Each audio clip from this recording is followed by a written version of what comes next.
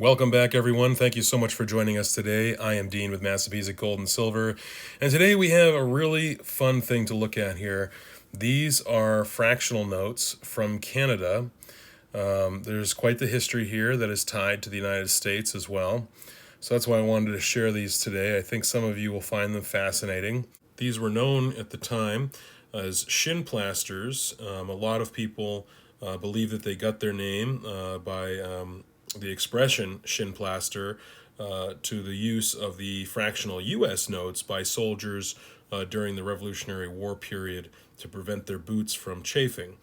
The term was first used in Canada with reference to the merchant's scrip, which appeared in abundance from I think it was 1837 to 1838.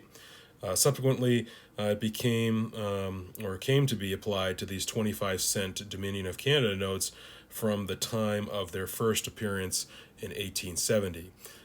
This note is not from 1870. This note is from 1923. As you can see, it's pretty rough.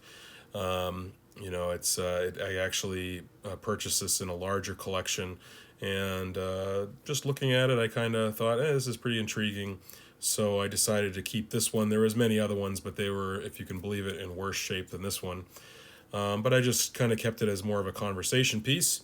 So here it is. You can see the Department of Finance of Canada there, the great logo there, the coat of arms of Canada. The Deputy Minister of Finance at the time was Saunders, at least for this specific note. And we'll get into that a little bit later. I really like Britannia here in the center of this note. I like this design. Not my favorite out of the three, but we'll get there as well. These were actually you were able to trade silver or gold for these. That was why they were very popular. Even though it doesn't state it here on this, but you could actually redeem silver or gold with this. Look at the little watermark, or not watermark, but the little intricate design there that says Dominion of Canada. I really like that. Really, really nice. But let me get a little history here of these. So it was about the time of the American Civil War that the U.S. silver coin became depreciated by 5% relative to gold. This situation caused American silver, mostly of the 25-cent and 50-cent denominations, to pour or flood into Canada, where it was still received at full face value. However, banks and post offices in Canada would not accept these coins. So the U.S. silver was a no-go at the banks and the post offices. Yet, there was retailers sold them at a discount to brokers who in turn derived their livelihoods by selling the depreciated silver back to manufacturers and buyers of grain and buyers of cattle. Thus, the cycle repeated, and the American silver nuisance, as it was called, resulted in the hardship to farmers, merchants, and factory workers who had no choice but to accept their losses. The government also suffered because the $1 and the $2 province of Canada notes issued by the Dominion government after Confederation in 1867 were being crowded out of circulation because of all this going on. So I believe, if I remember correctly, it was Sir Francis Hincks, Minister of Finance in 1870. He devised a three-prong attack on this problem. The government would buy up the American silver at a discount, progressing from the 5 to 6% depreciation, and then export it. And then they would peg its legal value at the artificial low 80 cents on the dollar to ensure against its return to the country. To take its place, the first silver coins of the Dominion of Canada were ordered to the Royal Mint in London, and then finally, as a temporary measure, these notes, the 25-cent fractional notes, these SHINPLASTERS, were ordered to be printed and issued to provide change while new coinage was being prepared. The banks were opposed to this introduction of this paper in SHINPLASTERS because they saw it as a negative. But the fact that they were redeemable in gold when presented in quantity went a long way toward making the fractional notes acceptable.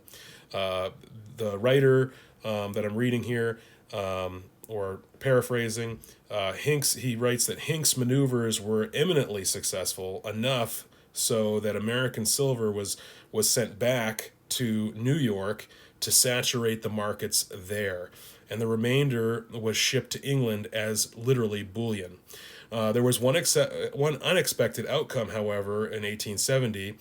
Far from being a temporary issue as planned, the fractional notes became popular with the public and persisted in circulation for the next 65 years.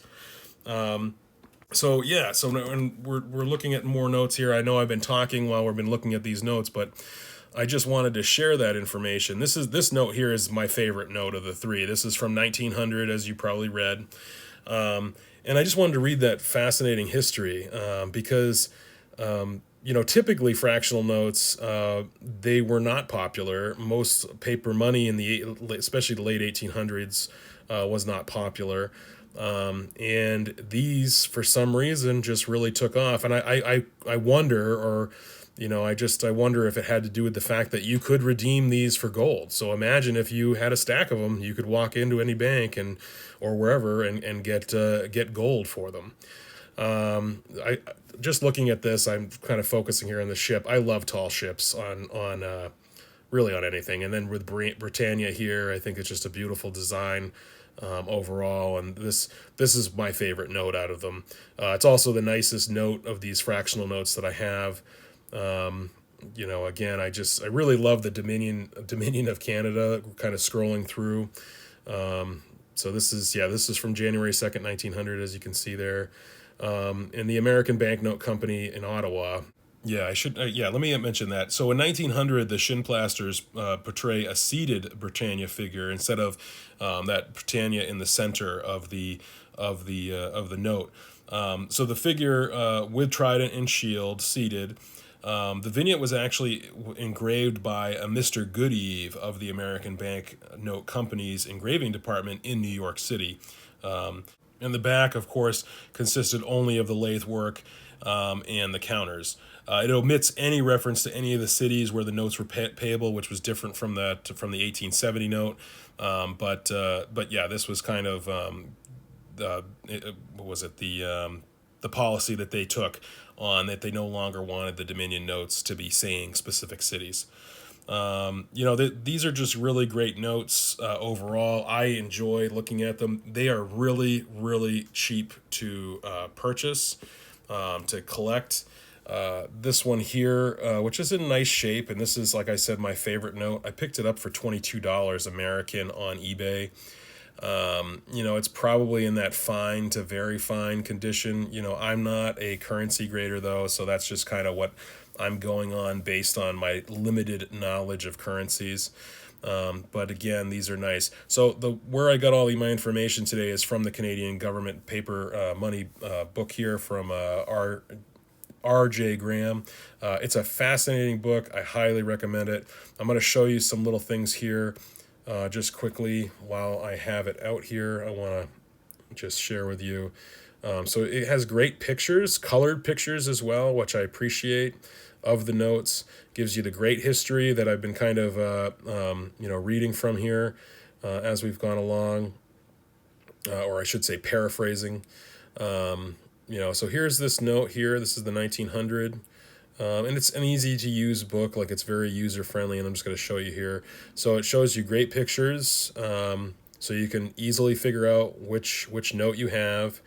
It tells you the names to expect. So we have Beauville here. So TC Beauville is on the front here, and we can go right down here to the price guide. You can see there's a line, and yeah, like I said, somewhere in that fine to very fine.